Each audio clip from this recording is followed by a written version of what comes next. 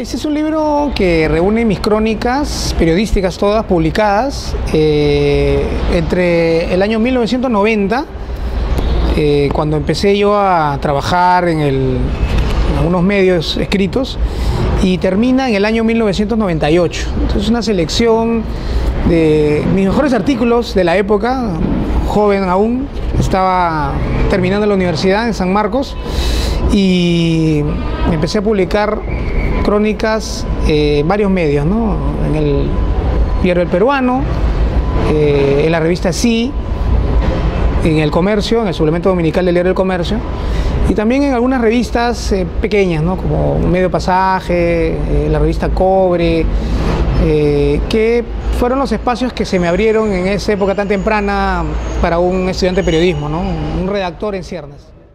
Sí, esa es una mirada interesante. Cuando hice la revisión de estas crónicas, y bueno, había muchas, porque en el oficio periodístico uno escribe pues casi todos los días, ¿no?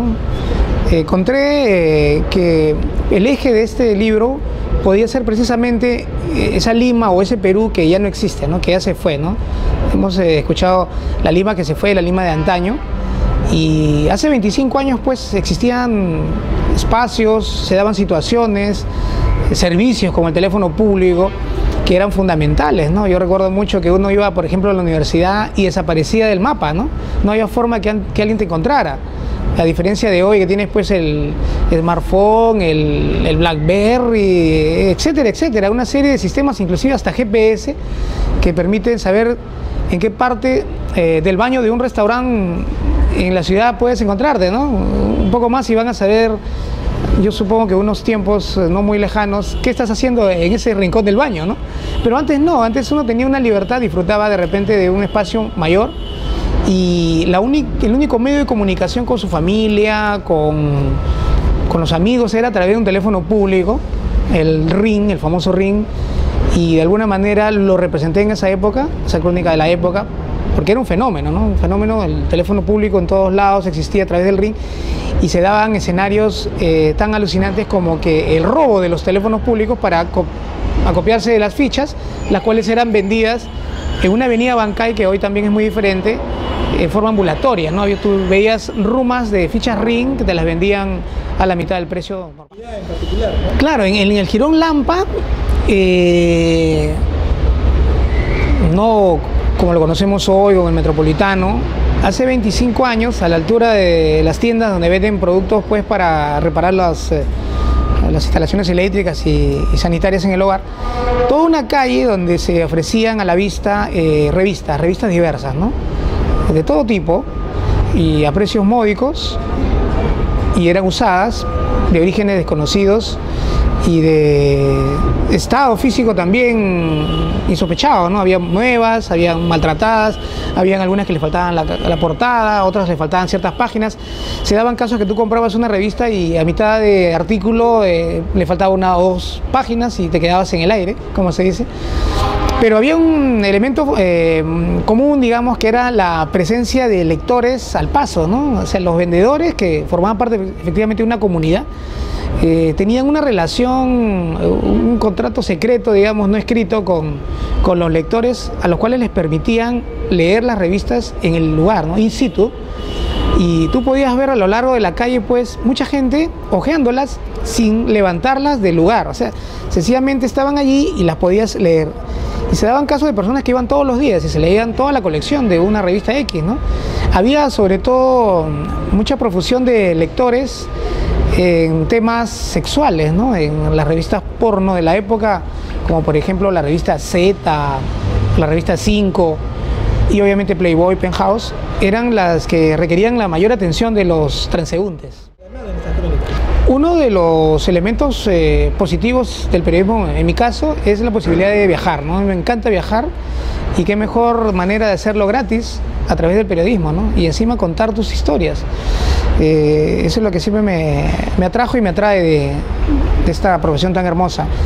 Y si bien es cierto, casi todo el libro está dedicado a una Lima que no existe, también hay algunos artículos que tienen que ver con viajes para realizar coberturas periodísticas. A Piura, por ejemplo, donde cubrí el fenómeno del Niño del año 97-98, También estuve en Ayacucho cubriendo el retorno de los desplazados a Uchurajay, donde subí pues hasta los 4.500 metros y con un vértigo y a punto de un infarto realicé mi crónica, ¿no? Incluso yo tengo una foto ahí de recuerdo que me tomó mi colega y con quien sigo trabajando hoy, primero fotógrafo y ahora redactor, Fernando Olivera, que me toma pues en la puerta de la posta médica Uchurajay desparramado en el piso, ¿no? No podía ni pararme por los efectos de la altura, ¿no?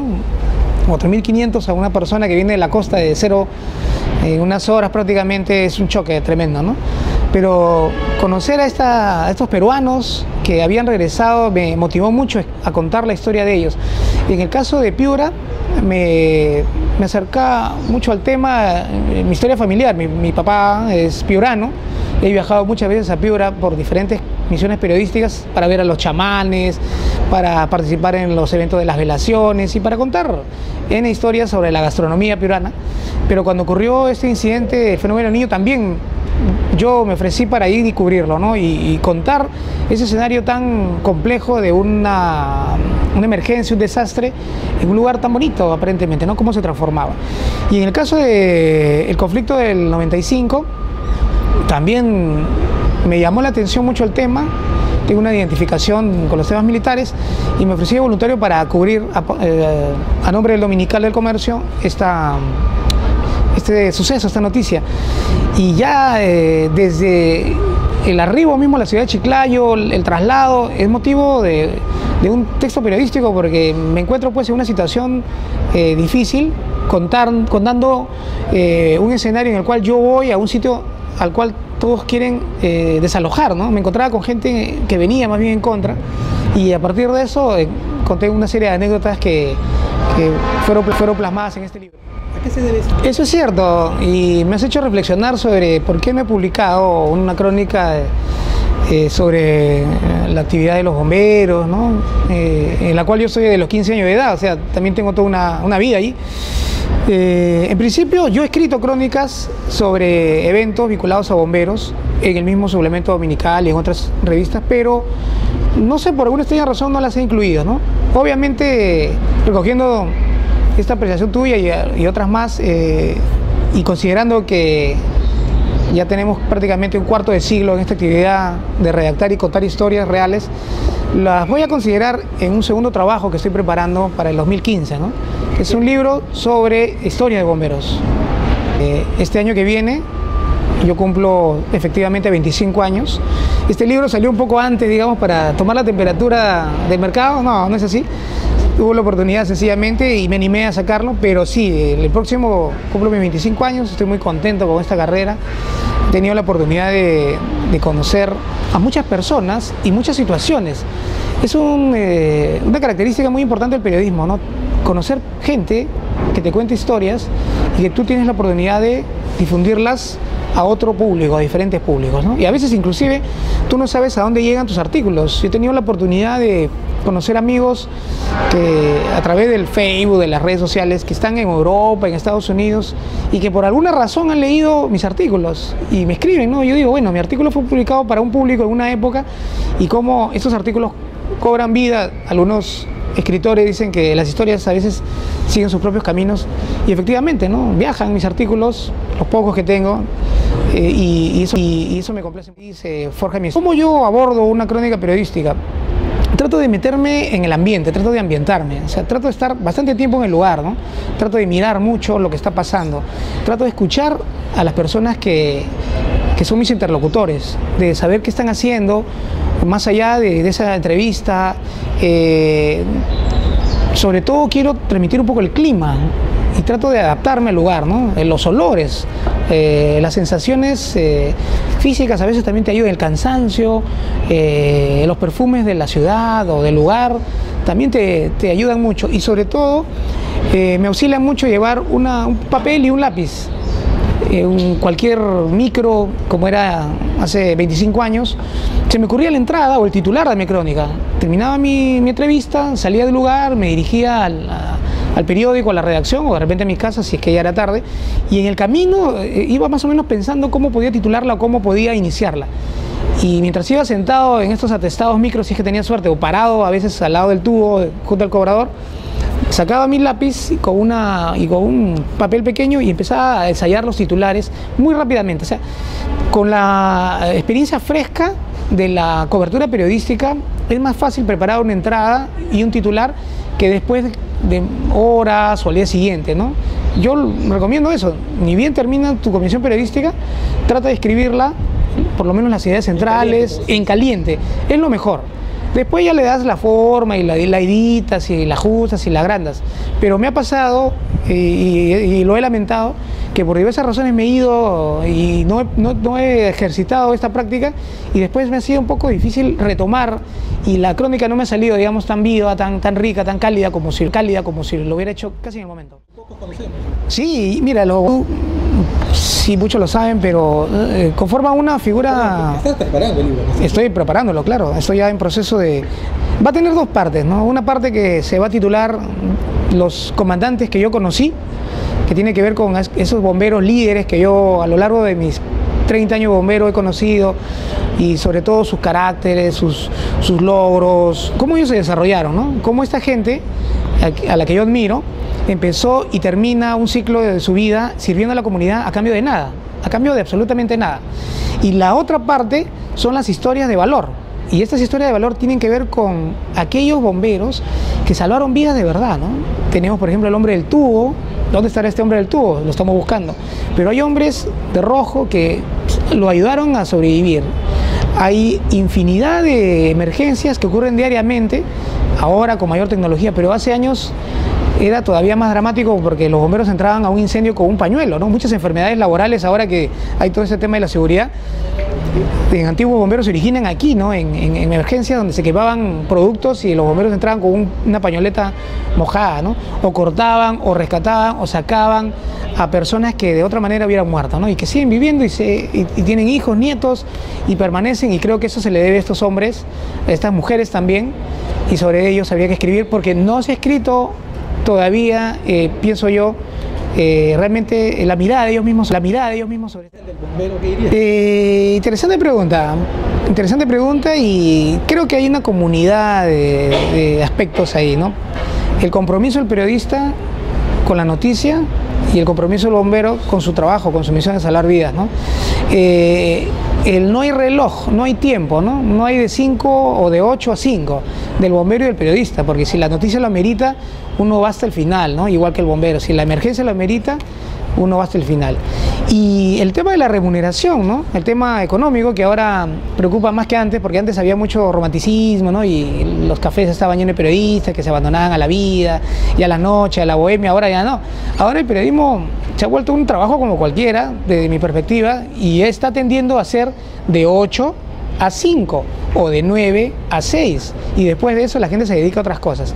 Y todavía felizmente hay periodistas y cronistas especialmente, y celebro eso, que consideran que el pago no es necesario en este trabajo, es necesario para vivir obviamente, ¿no?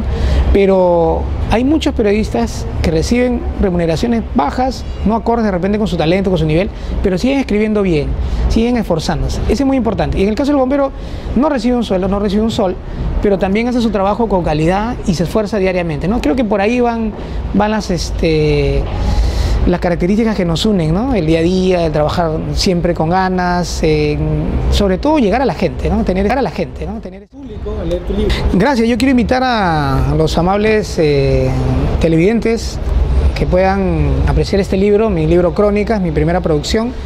Reúne una selección de mis primeros artículos publicados en el diario El Comercio, en la revista Sí, en la revista Cobre, en la revista Medio Pasaje, en el diario Última Hora, que hoy no existe. Espero que se reencuentren con una Lima que ya pasó, y con otros sitios del Perú que también ya no nos acompañan, y espero sea del agrado de ustedes, y también los invite de alguna manera a reflexionar sobre la gente, nuestra gente, el potencial que tenemos como peruanos, y cómo, a pesar de las dificultades, porque este libro cuenta situaciones que hoy serían impensables, nosotros seguimos avanzando como peruanos. Tiene una mirada muy positiva, una mirada esperanzadora y también un poco nostálgica, porque ¿quién no quisiera pues volver a utilizar un teléfono público Ring o abandonarse toda una tarde a tomar un café en cualquier lugar de Lima, a pesar de los coches bombas, las balaceras, y la crisis que nos dejaba con una o dos monedas en el bolsillo, ¿no? Bueno, los invito a leerlo y espero sea del agrado de todos ustedes. Muchas gracias. Muchas gracias. Gracias a ti.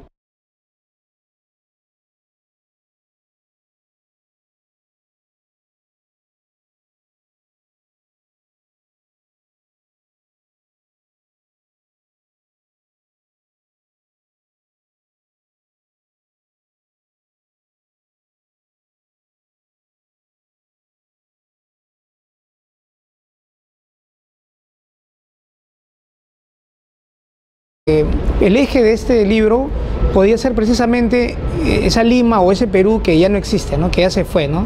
Hemos escuchado la Lima que se fue, la Lima de antaño, y hace 25 años pues existían espacios, se daban situaciones, servicios como el teléfono público que eran fundamentales, ¿no? Yo recuerdo mucho que uno iba, por ejemplo, a la universidad y desaparecía del mapa, ¿no? No había forma que alguien te encontrara.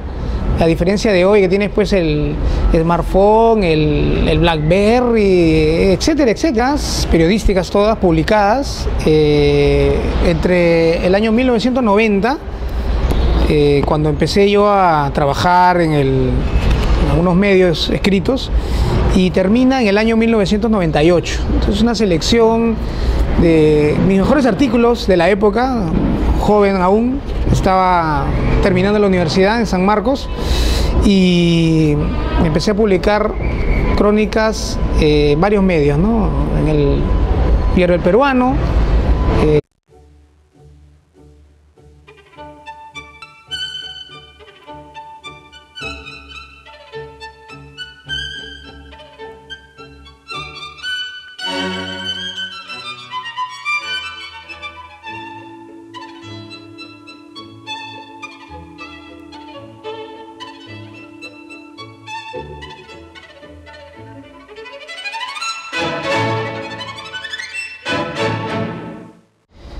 Este es un libro que reúne mis crónicas en la revista Sí, en El Comercio, en el suplemento dominical del Diario El Comercio, y también en algunas revistas pequeñas, ¿no? Como Medio Pasaje, la revista Cobre, que fueron los espacios que se me abrieron en esa época tan temprana para un estudiante de periodismo, ¿no? Un redactor en ciernes. Sí, esa es una mirada interesante. Cuando hice la revisión de estas crónicas, y bueno, había muchas, porque en el oficio periodístico uno escribe pues casi todos los días, ¿no? Encontré que era una serie de sistemas, inclusive hasta GPS, que permiten saber en qué parte del baño de un restaurante en la ciudad puedes encontrarte, ¿no? Un poco más y van a saber, yo supongo que unos tiempos no muy lejanos, qué estás haciendo en ese rincón del baño, ¿no? Pero antes no, antes uno tenía una libertad, disfrutaba de repente de un espacio mayor, y el único medio de comunicación con su familia, con los amigos, era a través de un teléfono público, el ring, el famoso ring,